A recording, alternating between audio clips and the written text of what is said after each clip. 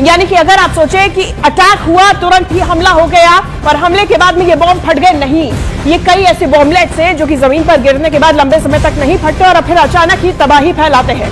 और यही वजह है कि आम लोगों को, खासकर बच्चों के लिए ये बेहद खतरनाक बन जाते हैं, क्योंकि इनको लगता है कि कोई बॉल हो सकती है, कोई गेंद हो सकती है, उससे खेल सकते हैं। बच्चों के लिए सबसे ज्यादा खतरनाक यही बॉम्बलेट्स होते हैं और ऐसे में नागरिक इलाकों में इनके इस्तेमाल से भारी नुकसान होता है और इसीलिए दुनिया के कई देशों ने क्लस्टर बम्स के इस्तेमाल पर प्रतिबंध लगा दिया है। लेकिन इस वक्त ये जो महायुद्ध जारी है, इसमें कई प्रतिबंधित हथियारों का भी इस्तेमाल किया जा रहा है, जिसमें से एक क्लस्टर बम शामिल है। और चलिए अब आपको बताते हैं कि इजराइल के पास मुख्य तौर पर कौन सा डिफेंस सिस्टम है जो कि दुश्मन के हमले को रोकने का काम करते हैं। चलिए आइए समझिए। सबसे पहले इराक, इजराइल और ये जो है ये पूरा मैप उस इलाके का जहां ये महायुद्ध जारी है। अब यहां पर देखिए, ये है इजराइल और ये है आयरन डोम।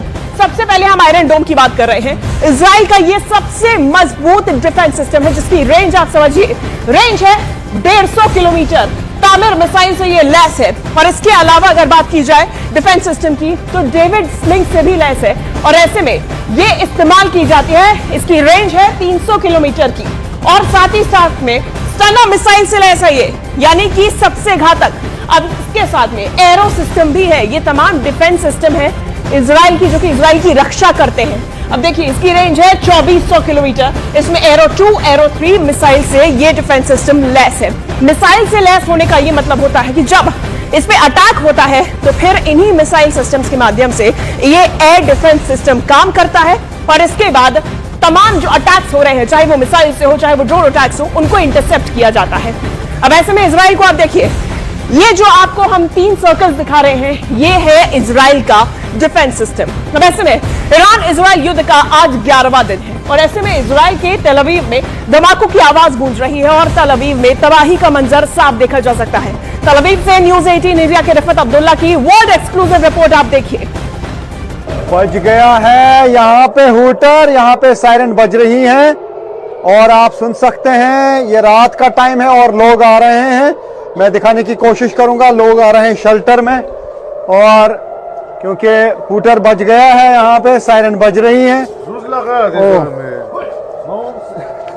तो ये आप देख सकते हैं लोग आ रहे हैं शेल्टर में। अब देखना होगा कि कहाँ से अटैक हो रहा है, तो ये शेल्टर में जा रहे हैं।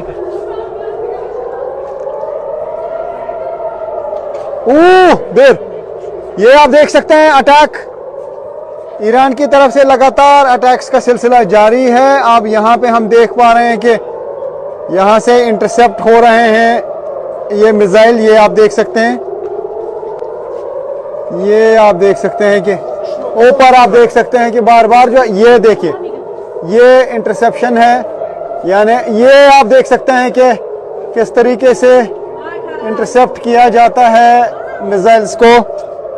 ये हम देख रहे हैं, ये देख रहे हैं हम कि ये देखिए ओह।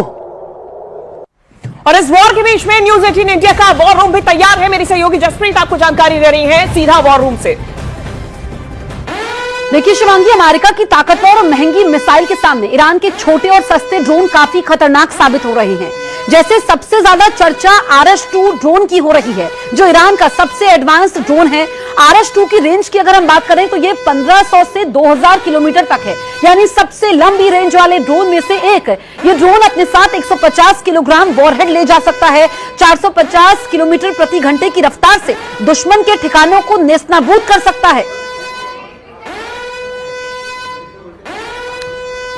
और देखिए अमेरिका की ताकतवर और महंगी मिसाइल्स के सामने ईरान के छोटे और सस्ते ड्रोन्स काफी खतरनाक साबित हो रहे हैं और ऐसे में सबसे ज्यादा चर्चा कई ड्रोन्स की जा रही है। क्लस्टर बम के बारे में हमने जानकारी दी थी और क्लस्टर बम का असर सिर्फ एक धमाके तक सीमित नहीं रहता है, बल्कि इसकी तबाही जो है वो कई स्तरों पर फैलती है। जब ये बम फटते हैं तो सबसे पहले तेज धमाकों की शॉकवेव आसपास मौजूद लोगों के शरीर को गंभीर नुकसान पहुंचाती है। इसके साथ ही बम के भीतर भरे धातु के सैकड़ों तेज टुकड़े चारों ओर फैल जाते हैं, जो कि दूर तक लोगों को घायल कर सकते हैं।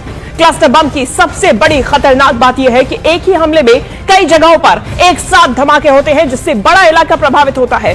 और ऐसे में इतना ही नहीं, हमले के बाद भी यह खतरा खत्म नहीं होता। कई बार खेत, सड़क, आसपास, घरों के आसपास ऐसे विस्फोट लंबे समय तक पड़े रहते हैं। ये जो विस्फोटक है ये पड़े रहते हैं और इसकी वजह से आम लोगों की जिंदगी लगातार खतरे में बनी रहती है, क्योंकि ये कभी भी फट सकते हैं और ऐसे में लोगों को खतरा बना रहता है। ये खतरा खत्म नहीं होता है और इसीलिए ये क्लस्टर बम्स बेहद खतरनाक माने जाते हैं और जिनका अब इस्तेमाल ईरान की तरफ से किया जा रहा है।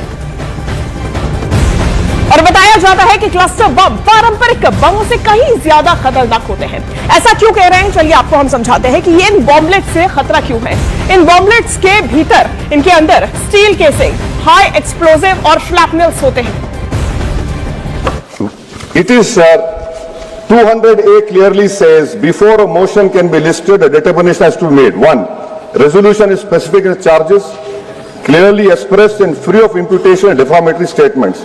Now, who has made this determination?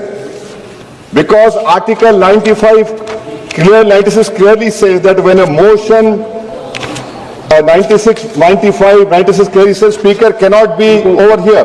My question to the House is, who has made the determination? Because the Supreme Court in Nabam Rabia has clearly said that a Speaker against whom a notice of removal has been given cannot exercise adjudicatory powers in proceedings connected with the removal. So who has made this removal?